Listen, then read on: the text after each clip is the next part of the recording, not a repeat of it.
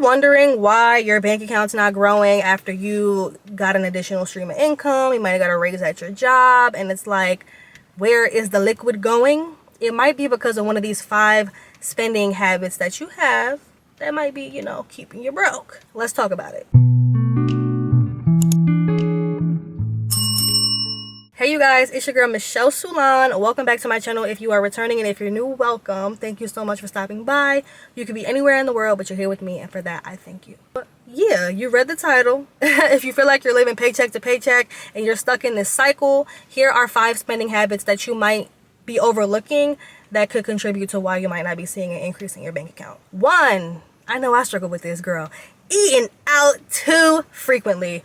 Girl, it adds up. It adds up. I mean, I be stopping for Wawa most mornings, like, you know, even if it's $3, $4, $5 here, and then you turn around and get a kid's meal from Chipotle, that's $5, $6 there, and then you feel me, you go get, you know, a Celsius for your pre-workout before the gym, that's $3 there.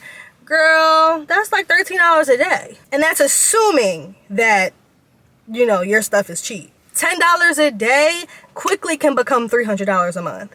And also, like, the price of groceries is insane. You and I both know, but cooking does save money, especially if you shop at like Aldi or, you know, any type of like cheaper grocery store. I know their quality of food is probably not the best, but you gotta do what you gotta do, man. We don't even know. You see what's going on in the government right now. I mean, we gotta do what we gotta do. So if you're going to Walmart to get your groceries, if you're going to Aldi, save a lot.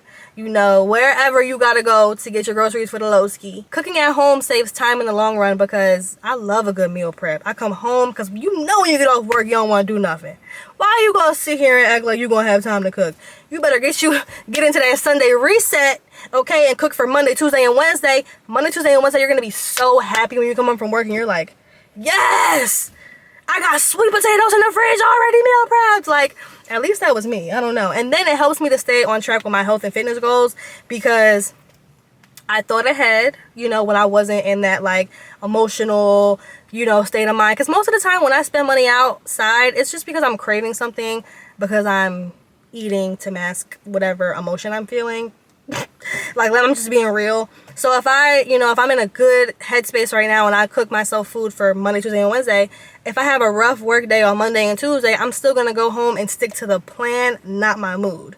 Versus if I wasn't prepared and I had a bad day, I'm like, man, bump this, I'm about to get me a big double. You feel me? So just, you know, what was my point? Oh yeah, eating out too much. Yes, I struggle bad with this one. I'm still working on it. But like, let's say I budget groceries for $100 a week. And then I'm going outside and I'm spending $10 a day on food. That makes nobody's sense. Please don't be like me. Be better than me. I'm working on it. Number 2 is mindless subscriptions. So, for example, the cheapest Netflix subscription is $8. The cheapest Apple Music is $6. The cheapest iCloud storage is $10 and Hulu $10. That's over $400 out the year. You could have booked a massage 4 times. You could have booked yourself a flight and took a little getaway. That might have just covered the flight. Maybe not the whole getaway. But you know what I'm saying? Like, on just mindless things that you're not paying attention to.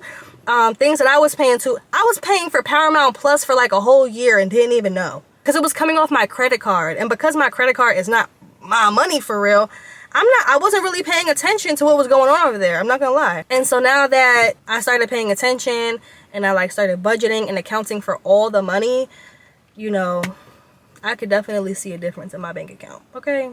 Like I said, that was like the cheaper end of subscriptions.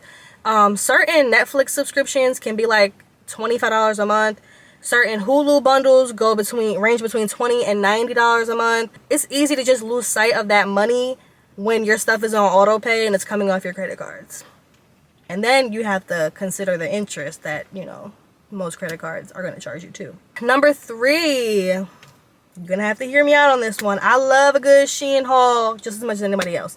But buying cheap things instead of quality things, you spend more in the long run because you're going to have to replace it way sooner. I have a good hoodie. I spent $160 on it. I had this hoodie about 3 years.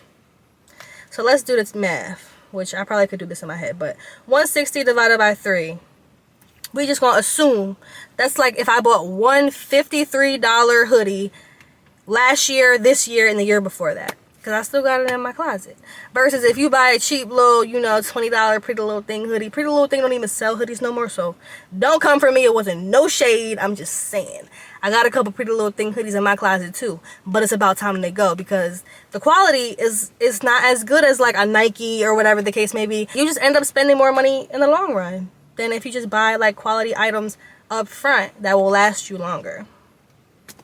Number 4, this one is probably going to resonate with a lot of people, and I mean no harm when I say this, but you can't grow your bank account and save money because you're trying to keep up with the Joneses. So you'd be surprised how our subconscious minds are impacted by the things that we watch and listen to, and we don't even realize it.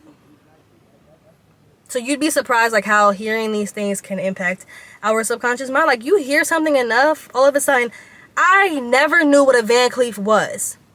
And then I started seeing Van Cleefs. Aaliyah's face got a Van Cleef. Kyra got a Van Cleef. Drake rapping about Van Cleefs. Drake got a Van Cleef. India Love got like 4 Van Cleefs. Girl, I wanted a Van Cleef. Let's just live within our tax brackets, guys. Because a lot of the time we see people living luxury lives. And I know you probably hear this a lot.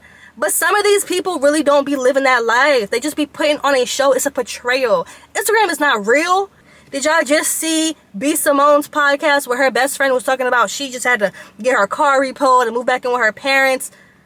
This is real life stuff we people is going through. You know, as much as it looks nice for the aesthetic and the pictures and the putting on the facade, this is your real life. So, I want to prioritize my, and I get caught up in it too. I be trying to look cute. I be trying to buy nice stuff. But God forbid, because I was always raised, I don't know if this was an anxious way of thinking or what, but I was always raised to be prepared for the worst. God forbid your apartment building burns down while you're at work and there's nobody hurt, but all your assets and everything that you own gets destroyed. At least you'll have some money to be like, okay, well, I can replace these things. Versus if you put every penny that you earn into furniture, into, you know, decorations, and not that these things aren't nice, but I'm just saying, if you put every penny that you own into trying to put up a picture of what your life looks like, you're not gonna be able to have any wiggle room for those urgent things that happen in life because life is unpredictable. Save some money on the side, whether, you know, your car breaks down, you get evicted, whatever the case may be, you have to fly somewhere because your family member is sick. You just always want to be prepared because you never know what's going to happen. And of course, we can't prepare for everything. But if you're in a position to prepare, you can start with even saving $25 a month. If you have $25 extra laying around, just save it. You will be so surprised to see how this money grows and adds up. Versus if you're not doing anything, if you're not putting in no effort, you already know what the end result is going to be. It's nothing. Slow motion is still motion. And it's better than no motion. I think I said this in a different video. I'm going off on a tangent. My number 5, it ties in with number 4. Shopping for a lifestyle that you can't afford yet. And that's exactly what I was just talking about. Why do you have 4 pair of heels, but you don't even go out like that? I bought a $2,000 MacBook for business and school purposes, and all I've been doing recently is watching Tyler Perry Sisters on BET+. I'm just gonna put it on in terms of myself. I bought a bunch of content gear, and you know, I'm trying to do my content, but also my phone would have sufficed.